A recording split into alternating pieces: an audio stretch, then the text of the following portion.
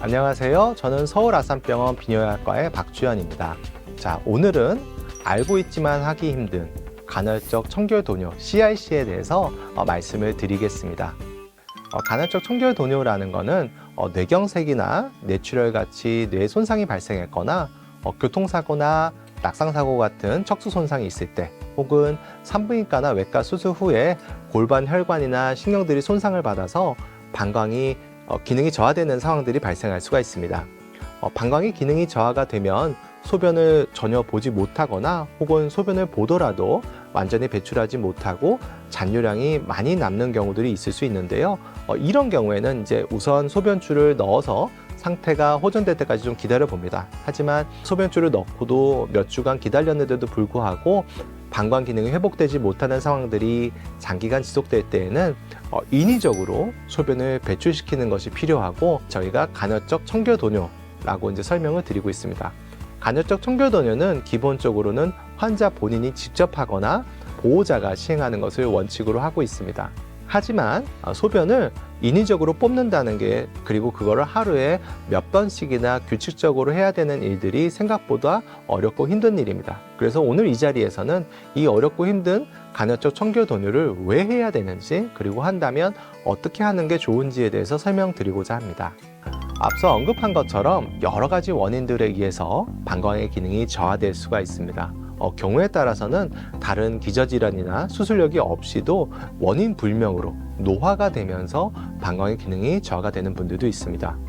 방광은 기본적으로는 일정량의 소변을 모았다가 배출하는 기능을 수행합니다. 하지만 이렇게 기능이 저하된 분들은 방광이 늘어났다가 소변을 제대로 배출하지 못하고 방광이 계속 늘어나 있으니 방광의 탄성이 저하되고 요로감염이나 요실금, 소변 역류는 물론 신장의 기능까지도 저하되는 합병증이 발생할 수가 있습니다. 앞서 말씀드린 것처럼 이제 일시적으로 방광의 기능이 저하될 수 있기 때문에 2, 3주 정도 소변줄을 넣어놓는 치료를 합니다. 하지만 소변줄을 계속 넣어놓게 되면은 남성에서는 전립선 부위에 소변줄로 인한 지속적인 자극 증상, 또 요로감염 같은 것들이 발생할 수 있고 요도 협착 같은 부작용도 함께 발생할 수가 있습니다. 그리고 방광이 소변줄을 넣어놓고 나서 이제 쪼그라들어 있는 상태로 장기간 지속될 경우에도 방광의 모양이 변성이 된다든지 영구적인 또 기능 손상이 발생할 수가 있습니다. 결국 해결책은 간헐적 청결도뇨입니다. 간헐적 청결도뇨라는 것은 소변이 이렇게 차고 또 배출되는 가장 이상적인 배뇨 상태를 재현할 수가 있고, 이를 통해서 방광의 기능이 그대로 좀 유지가 되고, 이렇게 유지가 되다 보면 저희가 기대하는 건 방광이 자연스럽게 기능을 회복할 수도 있을 것이다, 이렇게 설명을 드리는 겁니다. 도뇨를 할 때에는 이상적인 배뇨 상태와 비슷하게 하는 게 중요하고, 한 번에 250에서 300cc 정도의 양을 하루에 4에서 5회 정도 하는 걸 권해드리고 있습니다. 환자분들이 겁을 많이 내세요. 이거 한번 도뇨를 시작하면 소변을 볼 수 없게 되는 거 아닌가? 이렇게 생각하시는 분들이 있는데, 방광 기능이 저하가 돼서 도뇨를 하는 건 소변을 못 보게 만드는 게 아니라 오히려 방광의 기능의 회복을 돕는 겁니다. 도뇨를 착실하게 규칙적으로 하면서 몸 상태가 회복된 것들을 기다리게 되면 오히려 방광 기능이 더 빨리 회복이 될 수 있습니다. 억지로 소변을 볼 수 있다고 말씀하신 분들 좀 있어요. 근데 이제 결론부터 말씀을 드리면 도뇨를 하는 게 낫습니다. 왜냐하면 소변을 정상적으로 배출하지 못하고 배에 힘을 줘서 소변을 보는 것보다는 도뇨관을 이용해서 일정한 간격으로 소변을 배출하는 게 더 안전하고 효과적이기 때문입니다. 문진을 해서 요실금이나 요로감염이 발생하지는 않았는지, 혹은 이제 체열 검사나 초음파 검사들을 통해서 혹시 도뇨를 하면서도 신장 기능에 저하가 생기거나 방광 모양에 변성이 생기지는 않았는지를 면밀히 살피고 있고요.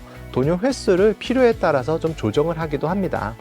소변을 힘을 줘서 볼 수 있다고 말씀하신 분들께도 힘을 줘서 소변을 본다고 하기보다는 괄약근에 힘을 빼고 대변을 볼 때 하듯이 몸을 좀 숙이면서 신장의 압력이 걸리지 않게 살짝 눌러주면서 소변을 보시도록 설명을 드려요.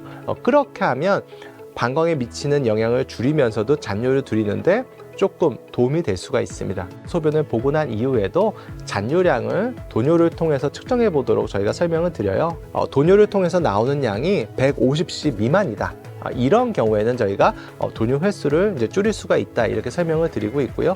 도뇨 횟수 조정은 방광의 기능이 저하되어 있으나 배뇨가 좀 어느 정도 이루어지고 방광의 기능 저하로 인한 합병증이 발생하지 않는 경우에 굉장히 제한적으로 의료진과 상의하에 시도해 볼 수 있는 거지, 그냥 무작정 했다가는 또 다른 합병증이 발생할 수 있어요. 굉장히 어려운 질문이에요. 사실 이제 진료실에서 이 질문을 받을 때 아직까지 뚜렷하게 답을 드릴 수 없는 게 제일 아쉬운데, 일단 원칙적으로는 소변을 어느 정도 볼 수 있을 때까지는 자안을적 청결 도뇨를 하는 걸 설명드리고 있습니다. 방광의 기능이 저하됐다가 회복되는 분들을 보면 먼저 소변 보는 감각이 회복됐다고 얘기들을 하세요. 그전에는 그냥 시간을 맞춰서 도뇨를 했던 분들이 마려울 때 도뇨를 하게 됐다고 말씀을 하시죠. 이게 이제 가장 먼저 회복이 되는 단계고요. 그리고 그 다음 단계에는 마려운 느낌이 들 때 괄약근에 힘을 빼고 소변을 보려고 시도했을 때 소변이 나오는지를 확인을 합니다.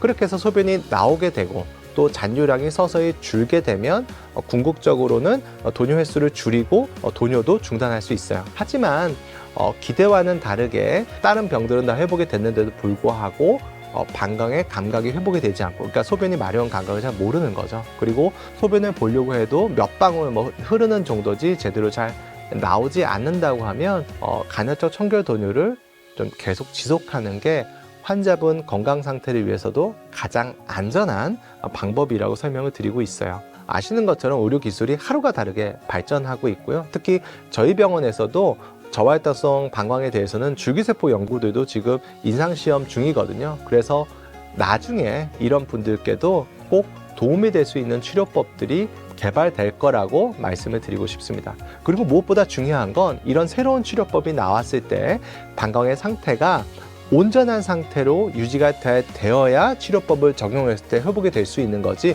이미 방광이 망가져 있으면 이런 치료법들을 적용할 수가 없습니다. 간헐적 청결 도뇨라는 거는 방광의 기능 저하가 발생하지 않도록 잘 유지해주는 유일한 치료법이면서도 어떻게 보면 희망의 치료법인 셈이죠. 지금 힘든 거 저희도 잘 알고 있어요. 하지만 용기를 잃지 마시고 간헐적 청결 도뇨를 계속 좀 열심히 해주시기를 부탁을 드립니다.